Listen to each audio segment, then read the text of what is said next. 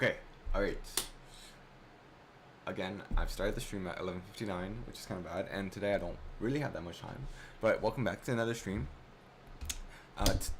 Today, I want to play on with the LeRobot. If you might have noticed in my background, actually you can't see it right now, but on my left I have like a set of robot arms.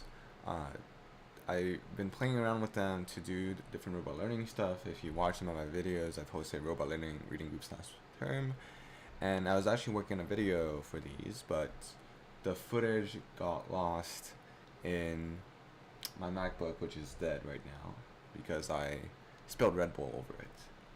But we have these robot arms, as you can see here. And yes, I have this camera set up, this webcam. I actually will get a better I used to have it on a mount. I need to go pick up the mounts, but that's besides the point. We have these robot arms. So what I want to do today is actually first show you guys how it works. I don't have too much time, so I will just I don't think we can get too much done today, but at least I will try to show you guys how it's teleoperated. And for me, that's as simple as plugging the power in.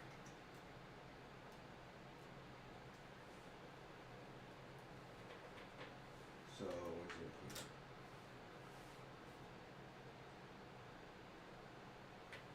here? And these are not plugged in, so I'm gonna have to. Oh my god, this is too short.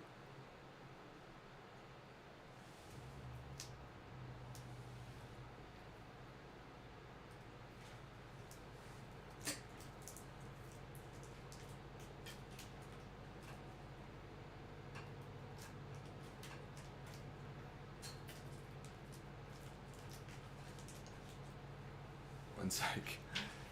I since last time I need to keep this.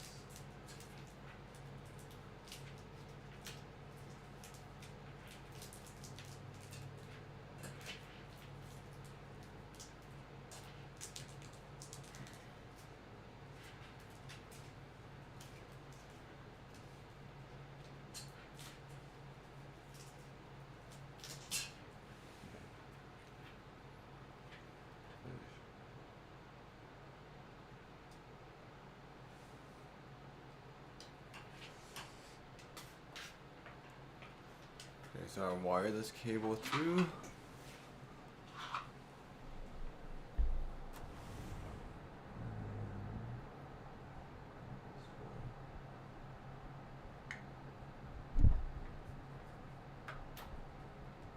I believe I have to use this one. I guess this one has to move.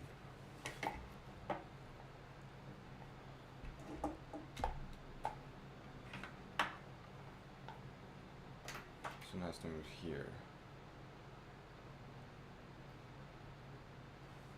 Okay. So then my keyboard is still working. Okay. So now everything's on. And then I can show you guys how I start my teleop system. So we go here and it's already activated, so we just go teleop.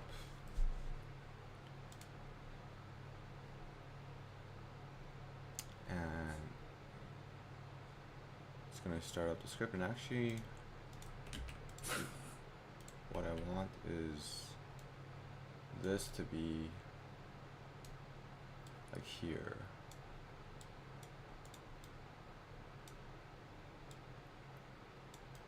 Right.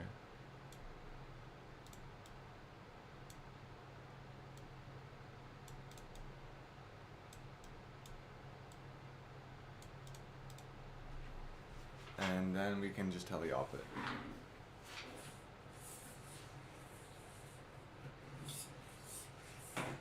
And usually in this setup, we have this light on.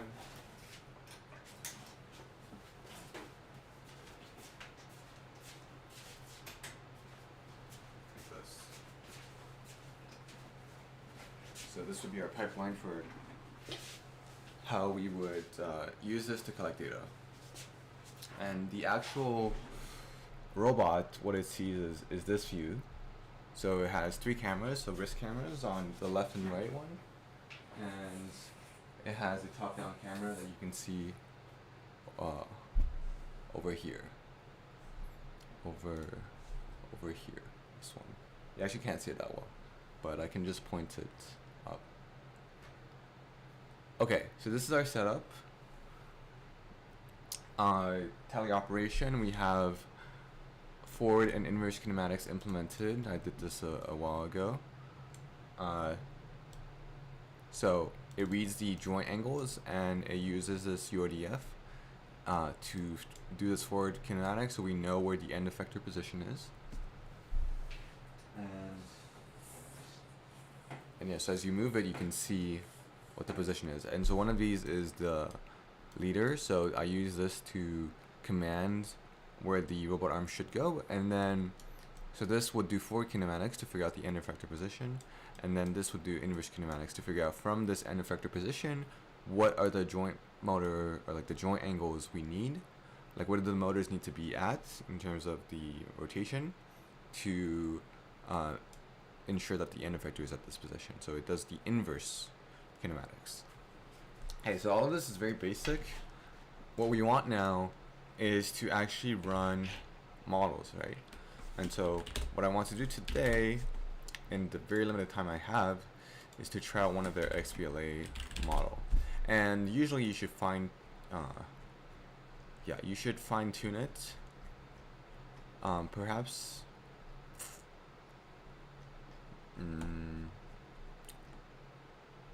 yeah, let me I think what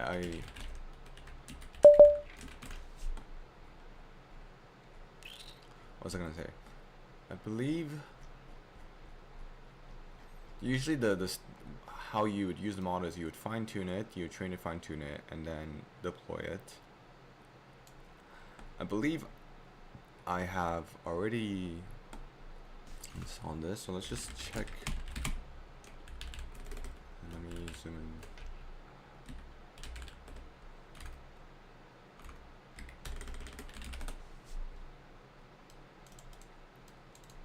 Okay, so I tried the fusion and I did XVLA train.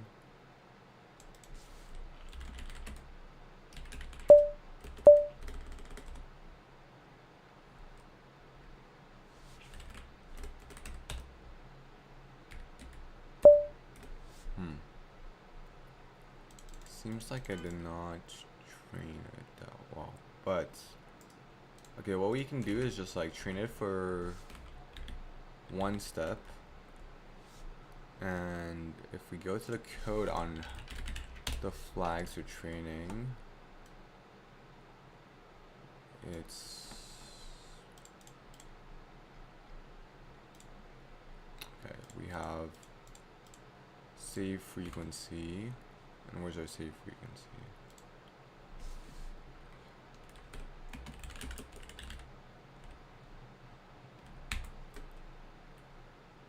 And then we can just do this.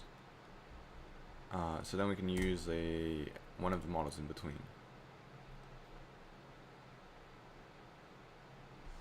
Alright, so this is starting training for XVLA. And while it's training, we can briefly look at the XVLA paper. Let's add the paper.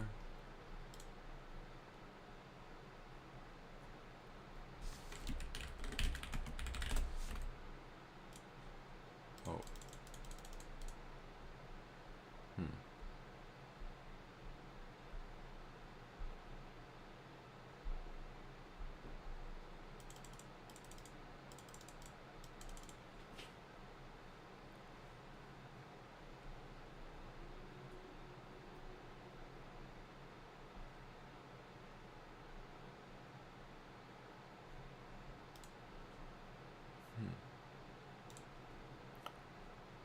Alright, this is new.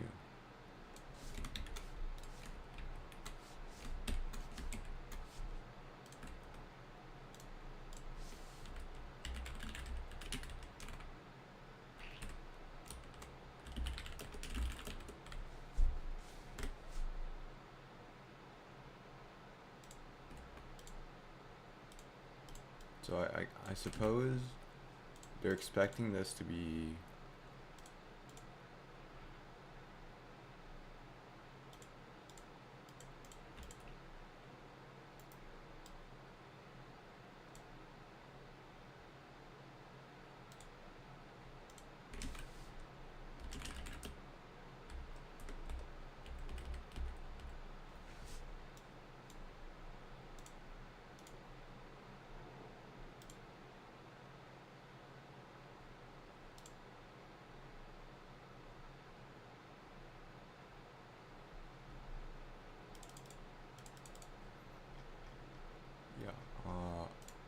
Maybe the docs will say it.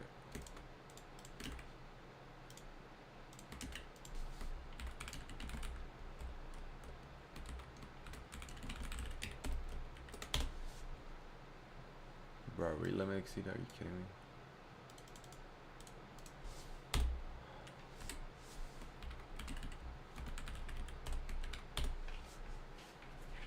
Okay. So we're adding the paper. Okay, let's read this docs. Because we need to tell it where the images are.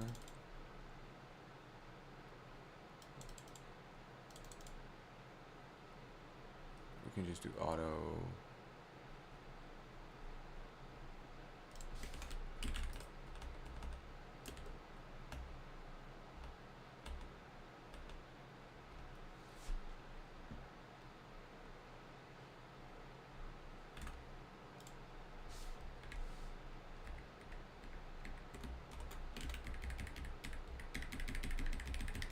See, this is stupid too. Like, I literally just ran the command and I can't find it. And it's only the fusion policy that's saved.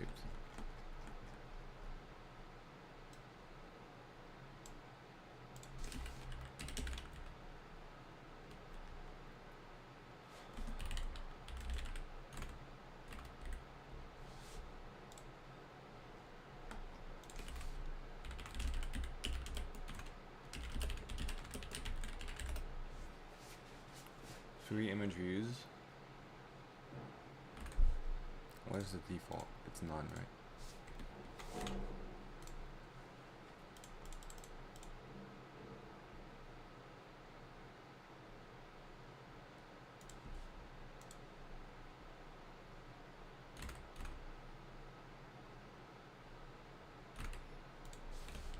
I don't know what this is about.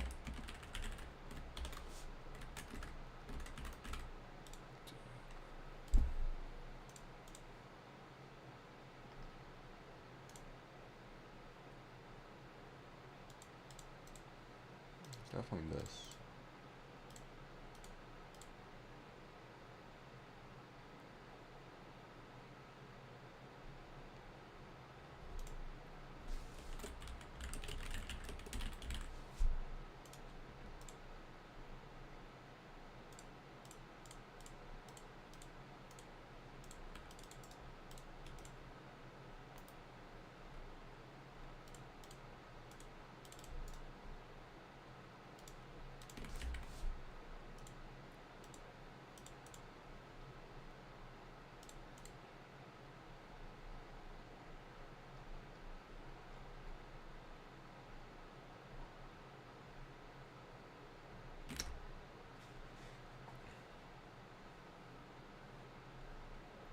Like, shouldn't you be complaining about one as well?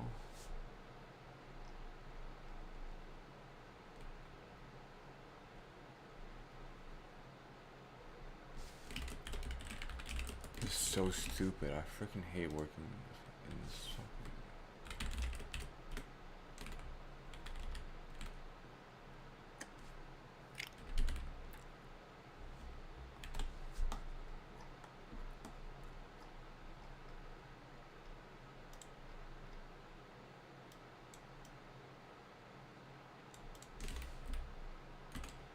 Yeah, okay, let's check, like,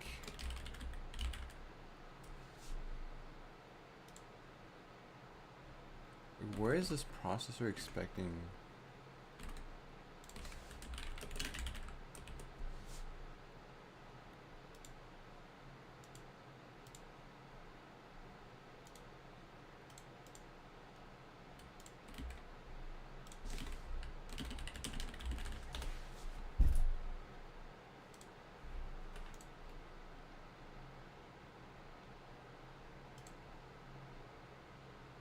Yeah, you know the feature type. It's freaking annotated.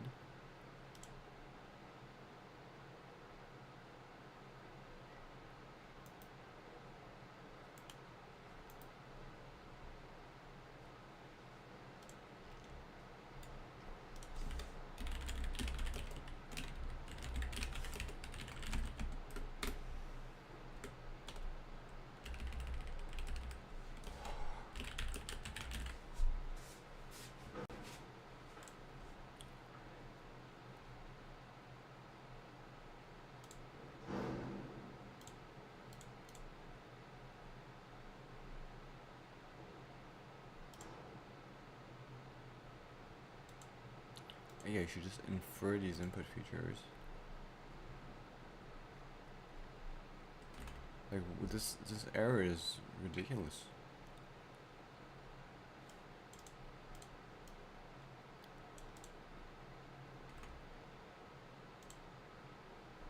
Where is this? Okay. This is me trying to profile. Okay, that's not. Let's add a breakpoint.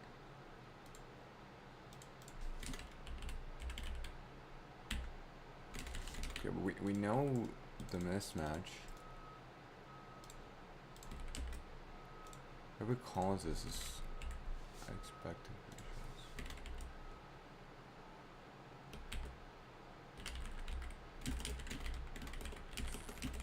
Okay, I think we should add a breakpoint here.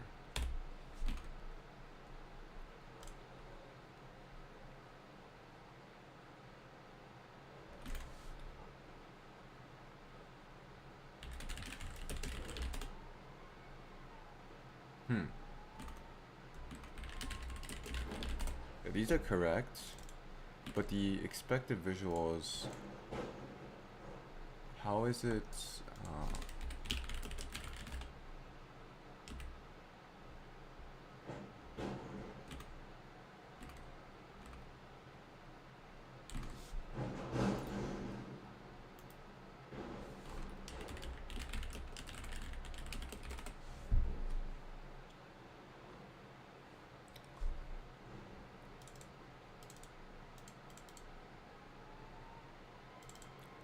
Image 2, camera 0, okay. How are you deriving this? Like, how is your config deriving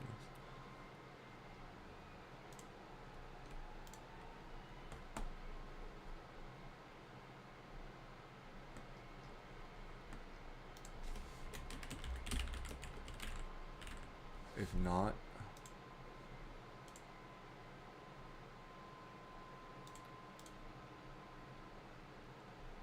I see.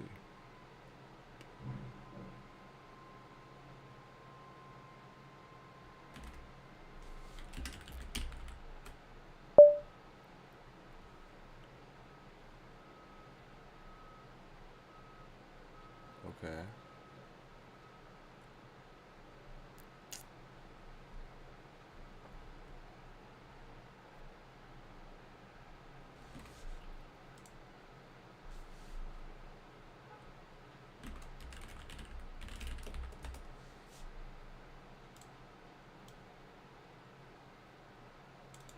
As a state, images, left first.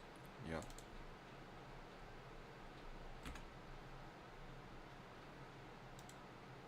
I swear this was not a problem before. I don't know what they did to make this like so annoying. The issue is that the data set has, you need to specify the features of this data set, and I don't specify it, so it should default, right? So it looks at the, yeah, wait, but like,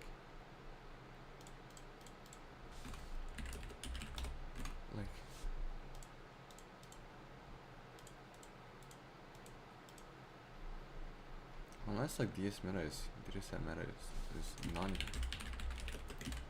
Because yeah, I think like, when you make the policy, it computes the features by looking at the data set's features. So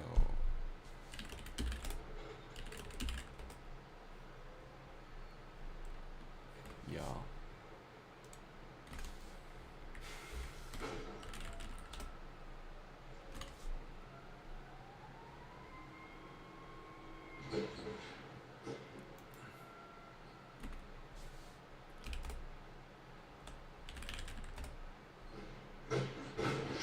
Okay.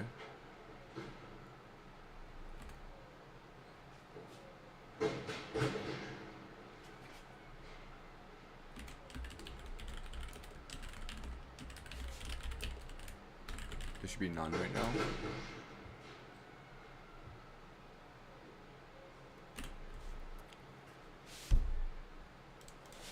Where is this input feature set?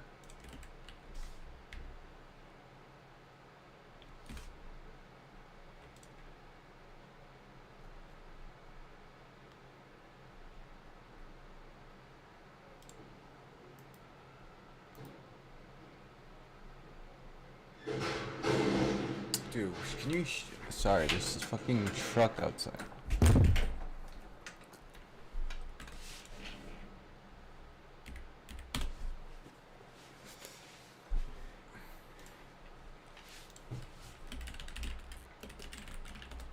How is this already set? Like, this is not even correct.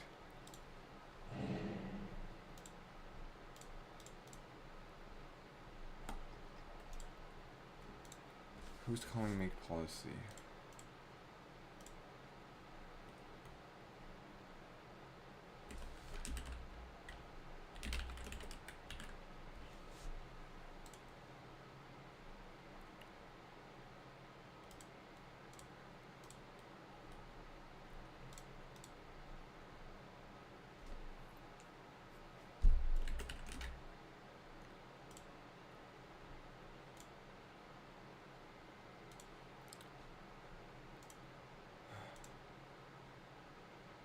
I'm so confused on where this config is being passed on. Where is make policy?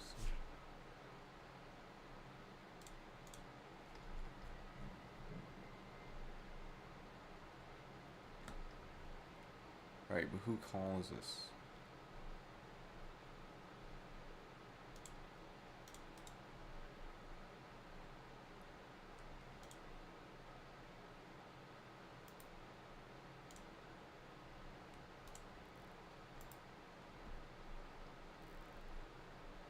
How are you gonna make policy without passing in the end config?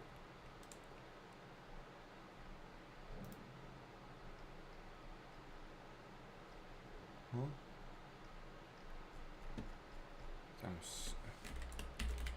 I'm so confused.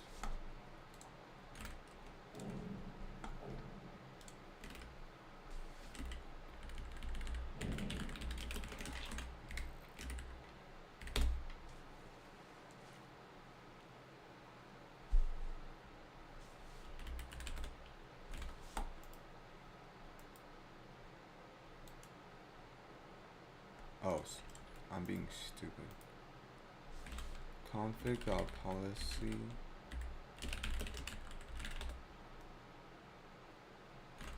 It's using the policies config. Okay, so it doesn't look at, but it looks at DS meta.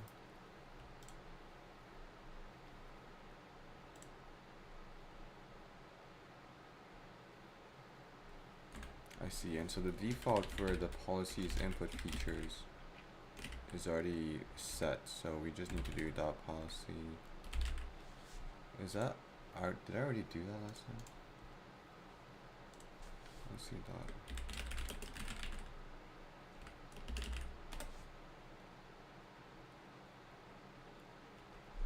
Policy.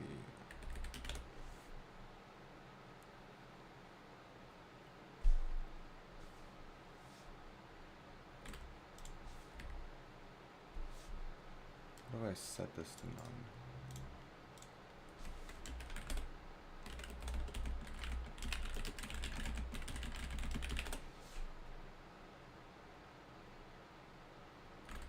Okay.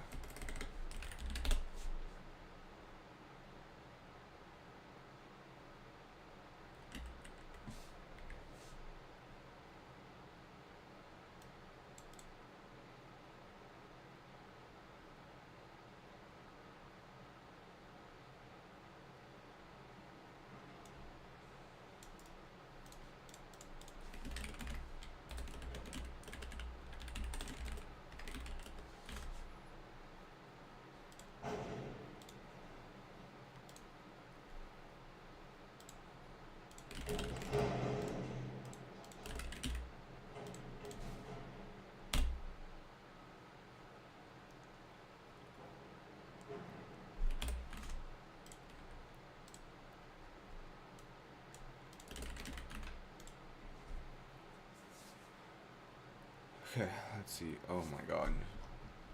Backhand.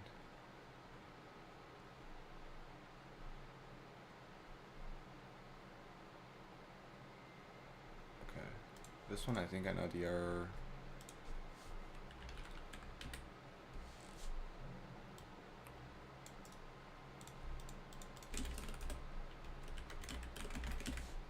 to use PyV for the video backend.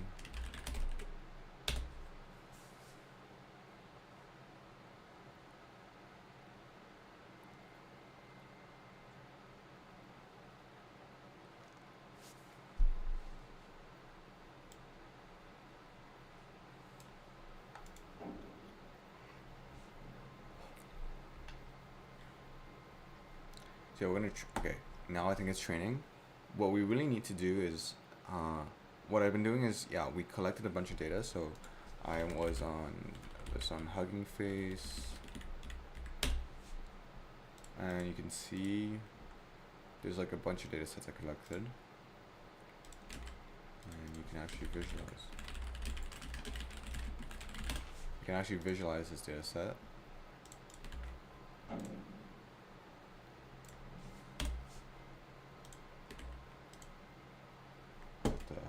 Okay, my bad, man. Okay, it's because it's... Dude!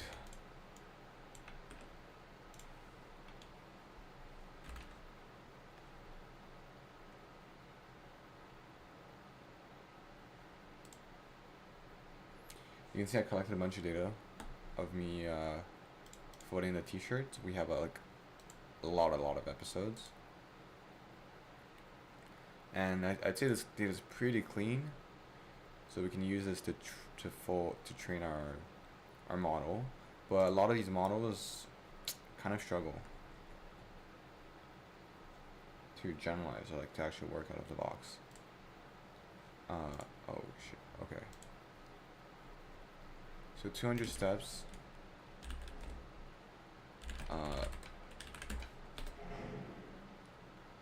This outputs. Hello? Where did it say?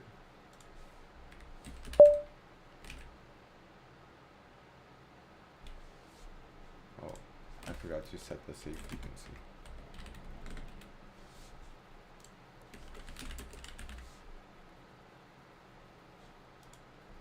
Just save. Yeah, we just want to run it for a little bit, and then show you guys how we actually deploy this.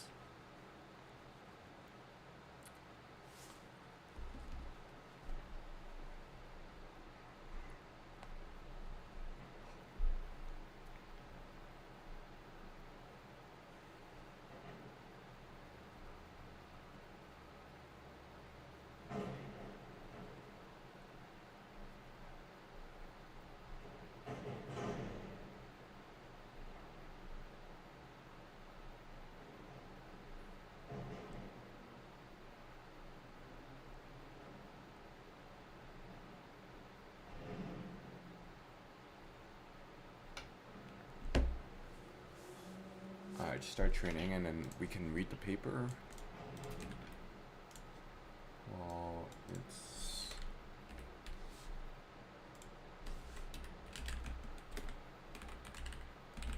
it still didn't friggin' add the paper, guys.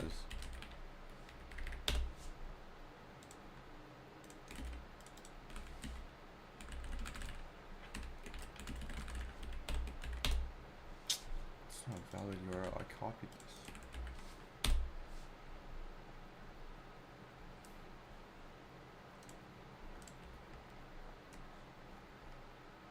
Okay, there you go. I don't know why it took so freaking long.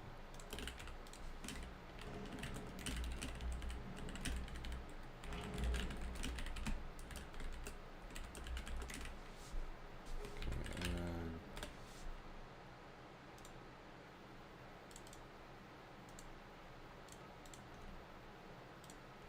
I can go like this and read it. So the main thing I think that's interesting is the soft prompting. So it takes in a bunch of like different embodiments. Okay. Checkpoint policy. It should be saving it now. Okay.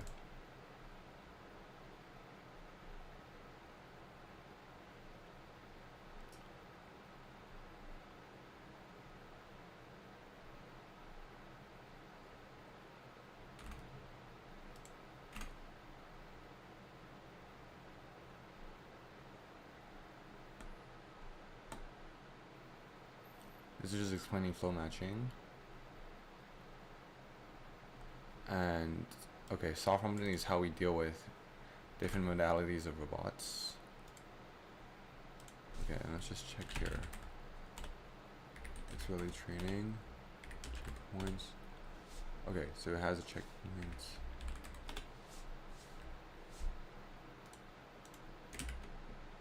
Okay, so we train it and now we want to run inference.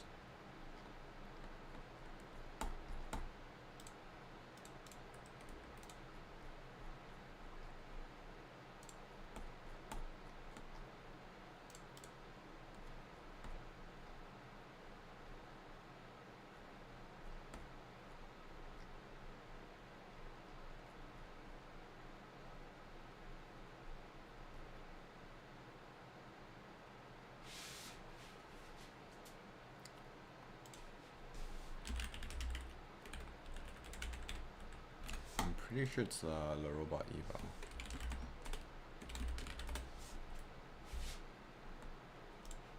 LeRobot record.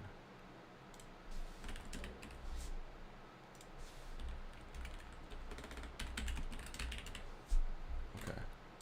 Well, I'm gonna trust this trusty little next wheeler.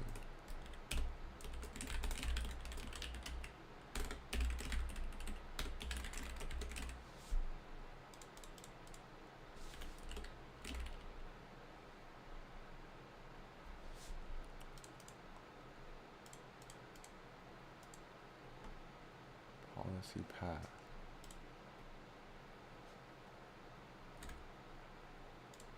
Did it upload to?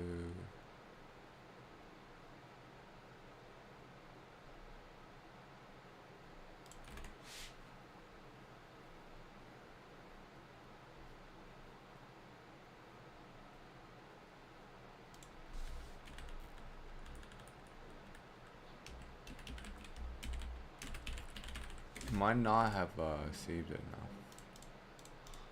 Actually, college t-shirt. Right, this is the repo ID. So let's see if this works. It might not find it because we never uploaded tagging face, but I'm thinking locally. Yeah. Is there upload frequency? Oh yeah, we can just do 400 steps equals 400. Am I stupid?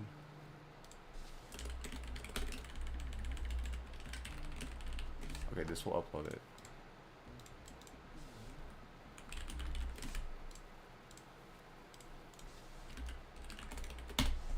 Alright, they should test it end to end.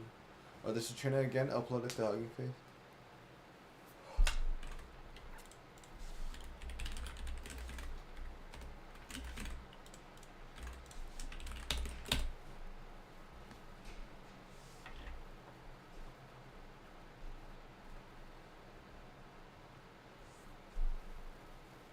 Alright, my friend's calling me.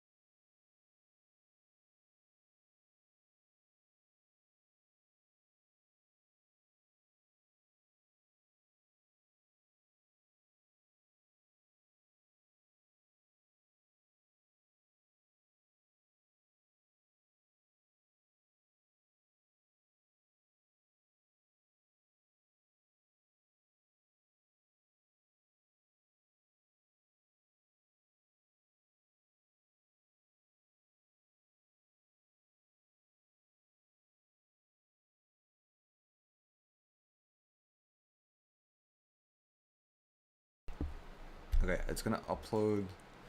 This is stupid.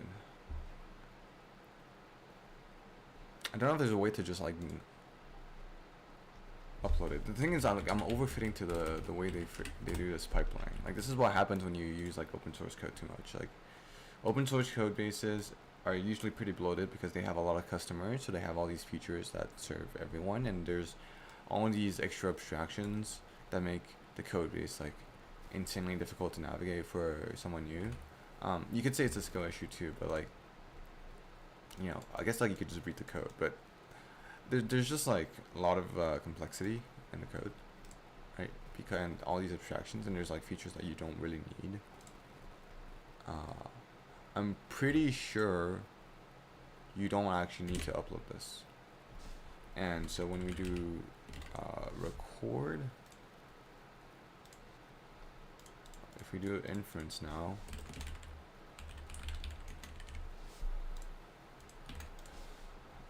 I believe, really fingers crossed, that it actually works.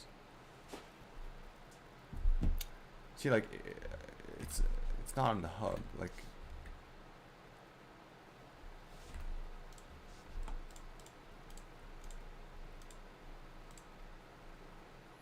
This is so stupid.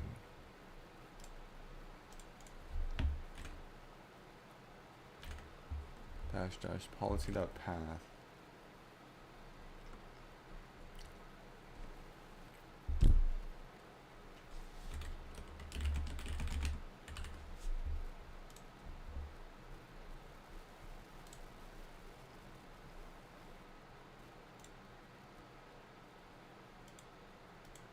Yeah, model ID, like it's literally trained, man.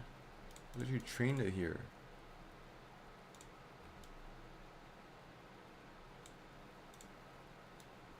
Like, do you want this?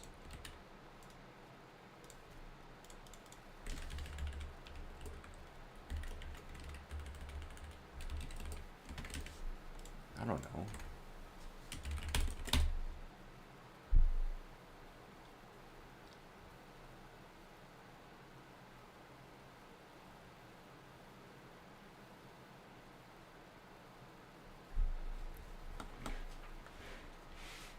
What do you expect from pre-train if path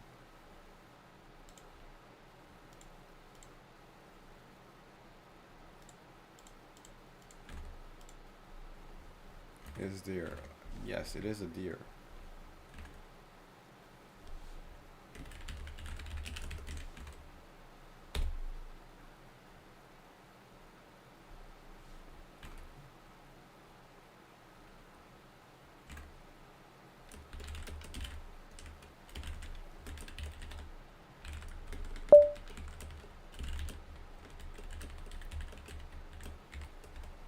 It is a deer.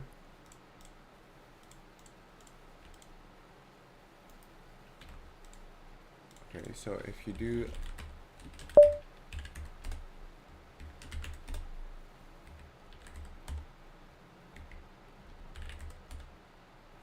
okay, so I guess you need to do this.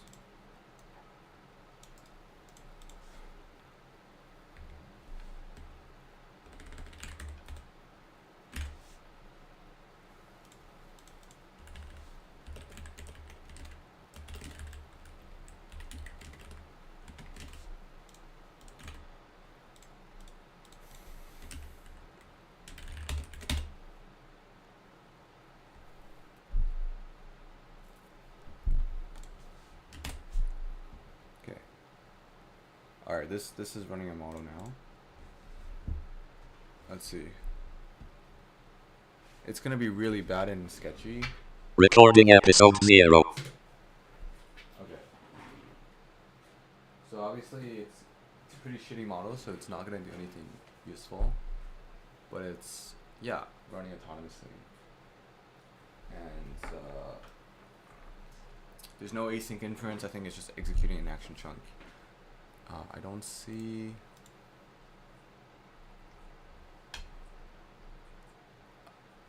Why is the observation? Okay. Yeah, it is using left wrist, top, all of this in real time. But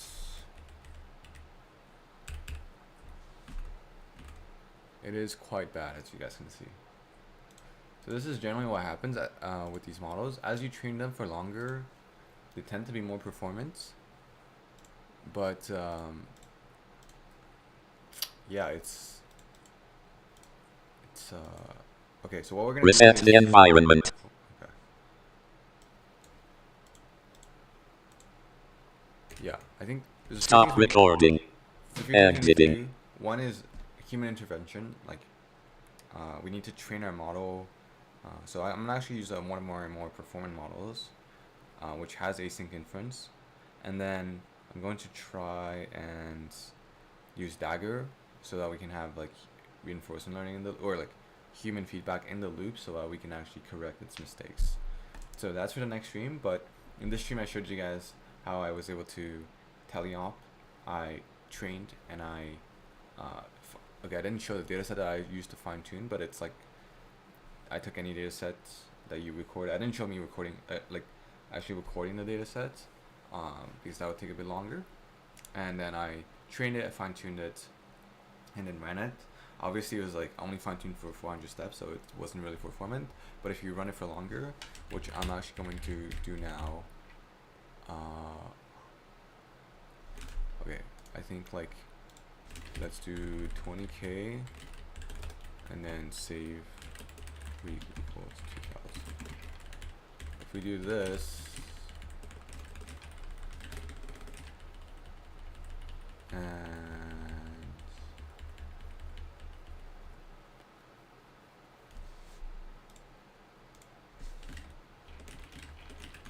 yeah, let's remove.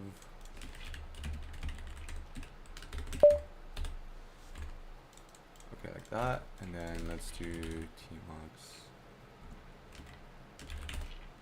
Wait, this is screen.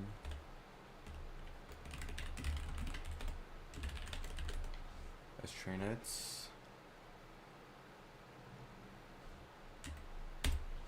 Remove this breakpoint.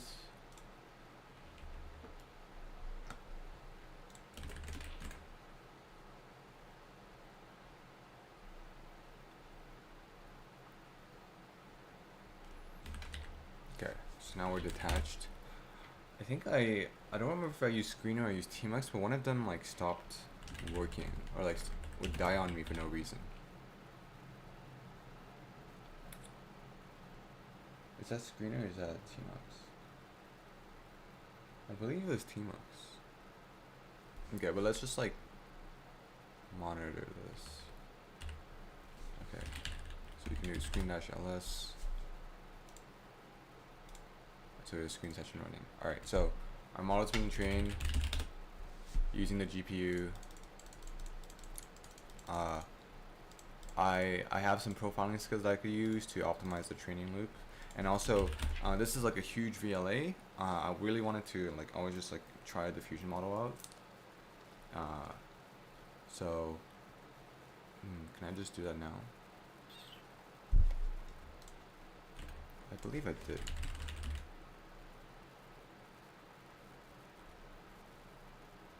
Okay, let's do another screen session. Because the diffusion model like is pretty small.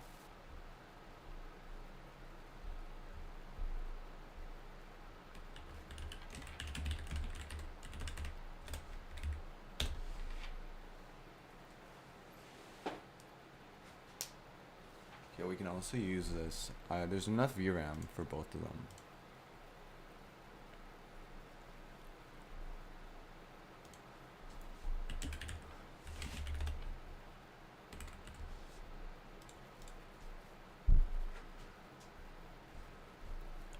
And it's gonna get pretty hot in my room soon. I can already feel it. The PC is like overheating already. And I need to open the window for better ventilation. Okay, so both of these are training right now. If you look at NVIDIA SMI, yeah, it's around 7 gigs of VRAM for the diffusion model. And you can see that here. So one of them uses 7 gigs, one of them uses 18 gigs. So the larger model, the XPLA, uses 18 gigs. So both of them, we're gonna leave them running, and then they both should have. Yeah, the other one might not have 1B enabled. Shit.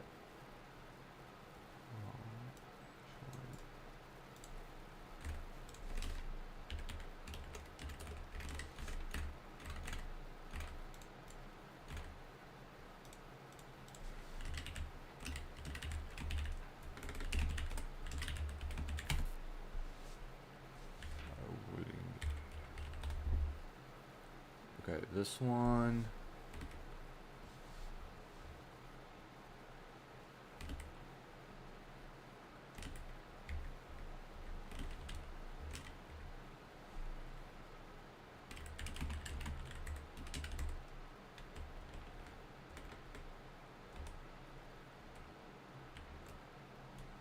We need 1B as well.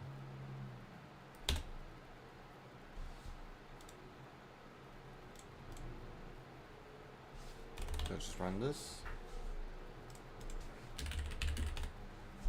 So one of them is running. We're gonna start the training, and so yeah, we have the 1B run here. Yeah, I'll need to log in, but we'll be able to see the 1B run and the training loss curve. Okay. Alright, so we're gonna detach and detach, and so hopefully on next stream we can like look back on the trained runs. I don't think I'll try my best to stream tomorrow, but I don't know if I will, and then it'll be reading week and I won't be in town. So I don't think I'll be back until a week from now. But yeah, I hope you guys enjoy the stream, and I'll see you next time.